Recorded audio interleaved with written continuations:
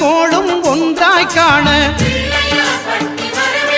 அங்கு கற்பகம் என்னும் கடவுளின் மெய்யில்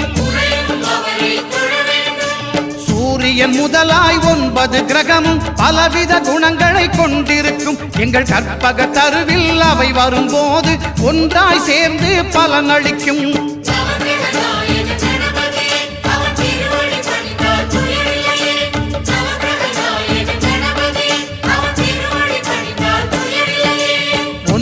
கோளும் ஒன்றாய் காண அங்கு கற்பகம் என்னும் கடவுளின் மெய்யில்